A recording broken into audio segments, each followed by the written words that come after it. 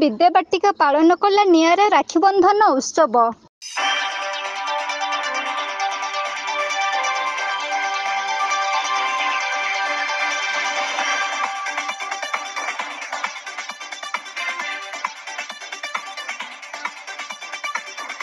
କେନ୍ଦୁଝର ଜିଲ୍ଲା ପାଟଣା ବ୍ଲକ ଅନ୍ତର୍ଗତ ତୋରୁମୁଙ୍ଗାଠାରେ ଥିବା ଶ୍ରୀ ବିଦ୍ୟାବାଟିକାରେ ପାଳିତ ହୋଇଯାଇଛି ନିଆରା ରାକ୍ଷୀ ବନ୍ଧନ ଉତ୍ସବ। ଶ୍ରୀ ବିଦ୍ୟାବାଟିକାରେ ପଢୁଥିବା ଛାତ୍ରୀମାନେ ଏକ ସ୍ନେହ ମମତାର ପବିତ୍ର ବନ୍ଧନର ରାକ୍ଷୀ ଛାତ୍ରମାନଙ୍କୁ ବାନ୍ଧି ମମତାର ଡୋରକୁ ସମ୍ମାନ ଦେଇଛନ୍ତି। ଛୋଟ ଛୋଟ ପିଲାମାନଙ୍କ ନିଆରା ରାକ୍ଷୀ ବନ୍ଧନ ଉତ୍ସବ ଖୁସିର ମାହୋଲ ଭିତରେ ଆୟୋଜିତ ହୋଇଯାଇଛି। ଶିକ୍ଷକ ଶିକ୍ଷୟିତ୍ରୀଙ୍କ ଉପସ୍ଥିତିରେ ରାକ୍ଷୀ ବନ୍ଧନ ଉତ୍ସବ ଖୁବ୍ ଉତ୍ସାହର ସହିତ ପାଳନ କରୁଥିବା ଦେଖିବାକୁ ମିଳିଥିଲା।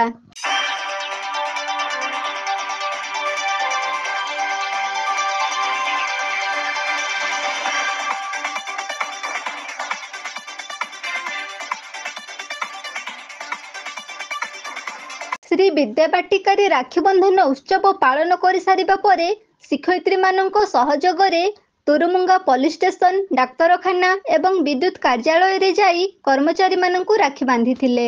ଛୋଟ ପିଲାମାନଙ୍କ ଏହି ରାକ୍ଷୀ ବନ୍ଧନ ଉତ୍ସବକୁ ସ୍ୱାଗତ କରିବା ସହିତ ଖୁବ୍ ଆଗ୍ରହ ସହକାରେ ଛୋଟ ପିଲାମାନଙ୍କ ପାଖରୁ ରାକ୍ଷୀ ଭଳି ଏକ ଅମୂଲ୍ୟ ଉପହାରକୁ ଖୁସିରେ ଗ୍ରହଣ କରିଥିଲେ।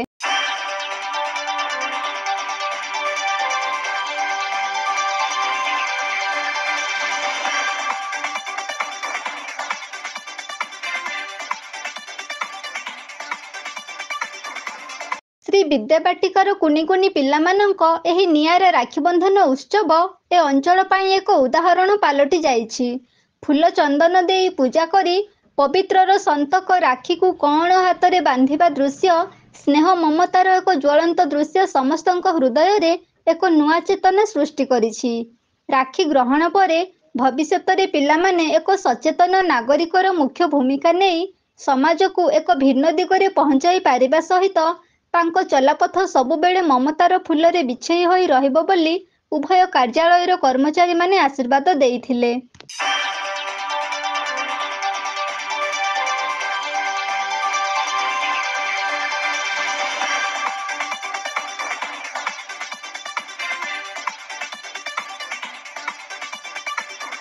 ଶ୍ରୀ ବିଦ୍ୟାବାଟିକା ଏକ ଅଗ୍ରଣୀ ଶିକ୍ଷା ଅନୁଷ୍ଠାନ।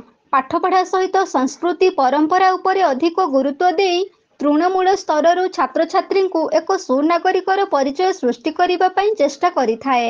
କେବଳ ରାକ୍ଷୀ ବନ୍ଧନ ଉତ୍ସବ ନୁହଁ, 12 ମାସରେ 13 ପର୍ବ ଏହି ଶ୍ରୀ ବିଦ୍ୟାବାଟିକାରେ ପାଳିତ ହୋଇଥାଏ।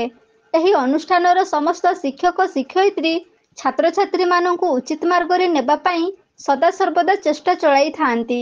ତାର ଏକ ନମୁନା ଏହି ରାକ୍ଷୀ ବନ୍ଧନ ଉତ୍ସବ।